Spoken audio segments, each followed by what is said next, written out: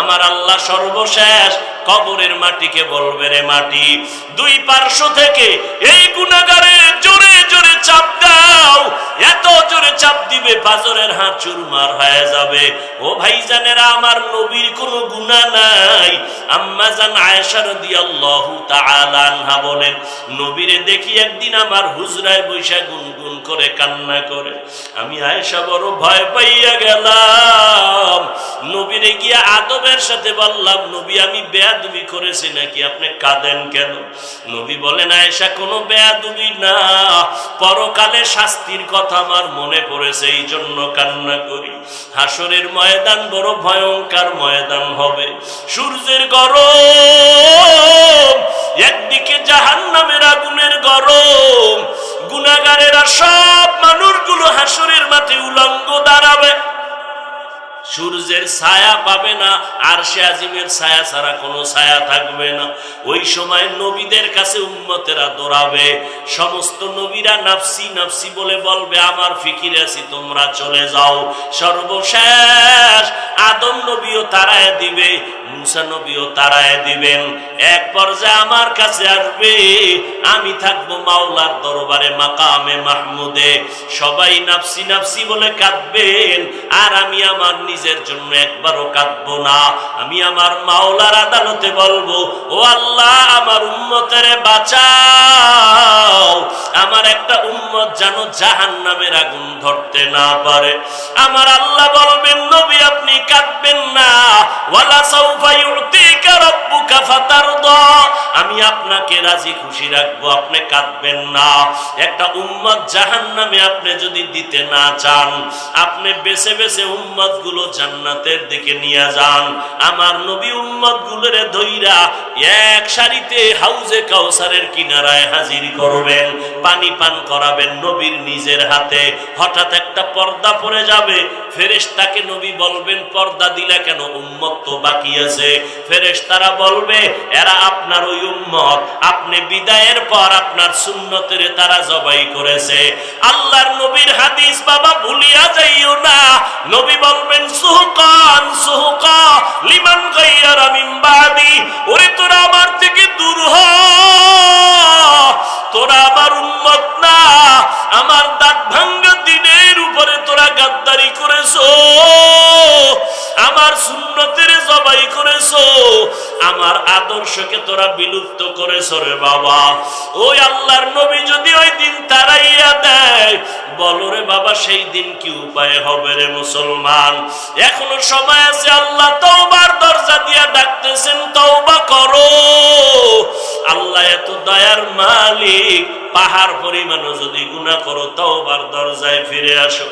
ওই ফেরাউন যে নিজের খোদা দাবি করলো, ওই ফেরাউনের ঘরে তার স্ত্রী আসিয়া এত আল্লাহর পেয়ারা বান্দি হয়ে গেলেন। আল্লাহ তাআলার নবী বলেন, কিয়ামতের দিন জান্নাতে আসিয়ার সাথে আমার সাথে বিবাহের ব্যবস্থা হয়ে যাবে। যেই ফেরাউন আমার আল্লাহকে মানে না, নিজে খোদা দাবি করলো, ওই ঘরে আসিয়া তার স্ত্রী কেমন আল্লাহর ভক্ত হয়ে গেল। ও মোহনপুর এলাকার মা বোনেরা, ও যুবক, পর্দার আড়ালের আম্মা জান, ও যুবক, আজকে তোমার মতো যুবক স্কুল কলেজে পড়ে, নামাজ পড়ে, মিথ্যা বলিও না, আছে না নাই? তোমরা কেন পারবা না? আল্লাহ বিবেক দিয়েছে, বিবেকটাকে জিজ্ঞাসা করো। তোমার মতো কত যুবক তাকায় দেখো, রাস্তায় গাড়ি চালায়, নামাজ ছাড়ে না, তোমরা কেন পারবা না? RAB, army, police, BDR, doctor, professor নামাজ পড়ে, তুমি কেন পারো না রে বাবা? তোমার মতো যুবক নদীতে মাছ ধরে, নামাজ ছাড়ে না, কৃষি কাজ করে, নামাজ ছাড়ে না। ও বুড়া বাবাজিরা, আপনার মতো কত বুড়ারা মসজিদে গিয়া 5 ওয়াক্ত নামাজ পড়ে, আপনারা কেন পারেন না? এরে পর্দার আড়ালের আম্মা জান, ও যুবতী বোনেরা, আপনাদের মতো কত বোন স্কুল কলেজে পড়ে, নামাজ পড়ে, সতীত্ব রক্ষা করে, চরিত্র ধ্বংস করে না, মোবাইলে সময় নষ্ট করে না।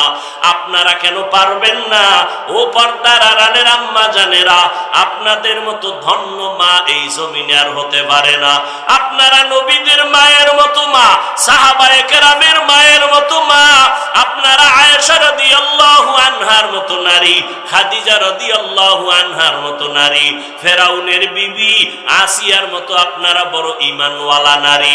এই দুনিয়াতে যত সন্তান ভালো হয়েছে মায়ের অবদানের কারণে। এরে আম্মা জান, সন্তানটারে ডাক্তার বানাবেন, তবে অনুরোধ করে গেলাম কোরআন পড়নেওয়ালা আদর্শ ডাক্তার বানাইয়েন, সন্তানটাকে কোরআন পড়নেওয়ালা আদর্শ ইঞ্জিনিয়ার বানাইয়েন। আপনার সন্তানের ব্যবহারে কোনো মুরব্বীরা যেন কষ্ট না পায়, সন্তানের আচরণে যেন মা বাবা কষ্ট না পায়, সন্তানের আচরণে যেন উলামায়ে কেরাম কষ্ট না পায়। এইভাবে আদর্শ শিখাইয়া যদি যাইতে পারেন, ওই সন্তান ডাক্তার হইয়াও মা বাবাকে ভুলবে না। কোরআন পড়িয়া পড়িয়া মা বাবার জন্য দোয়া করবে। আল্লাহর কাছে দোয়া করেন মা।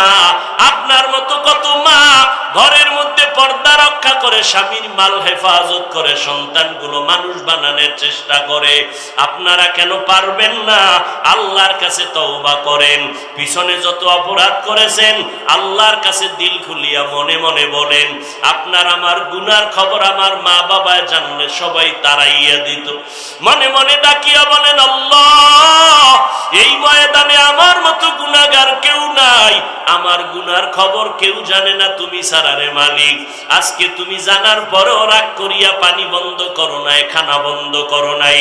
আজ আমি তওবার নিয়ত করলাম, আমার মতো যুবক স্কুল কলেজে পড়ে, চাকরি করে, ব্যবসা করে যদি নামাজ পড়ে আমি কেন পারবো না? আজকে থেকে তওবা করে নিলাম, আর নামাজ ছাড়বো না, বেপরদায় চলবো না, নবীর আদর্শ সুন্নাত অনুযায়ী চলবো, দাড়ি কাটবো না, মা বাবারে কষ্ট দিব না, উলামায়ে কেরামের বিরুদ্ধে যাব না, নবীর তরিকা মেনে চলবো, দেশ ও জাতির বিরুদ্ধে ষড়যন্ত্র করব না, উলামায়ে আহলে হকের পরামর্শ নিয়া আল্লাহর কোরআন পড়ব, নবীর সুন্নাত অনুযায়ী চলবো। হেদায়েত সবার কপালে আসবে না। 13 বছর আবু জাহাল নবীর বয়ান শুনলো, দেখলো কালেমা পড়ে নাই। আর ওমরের মতো বান্দা আমার নবীরে দেইখা ইসা গর্দান কাটতে গিয়া কালেমা পড়ে ফেললো। ও আল্লাহর বান্দারা, সবার অন্তর যদি তওবার জন্য রেডি হয়, মুনাফিকি যদি দুর্বলতা না থাকে, যাদের অন্তর আল্লাহর মুহাব্বতে নবীর আদর্শ মানার জন্য তৈরি হয়ে আছে তওবার নিয়তে, দুটো হাত আমার আল্লাহকে দেখাইয়া দেন। আয় আল্লাহ, হাতগুলো কবুল করে নেন, তওবা কবুল করে নেন, তওবার উপরে মজবুত হইয়া চলার মতো তৌফিক দান করেন। আমিন।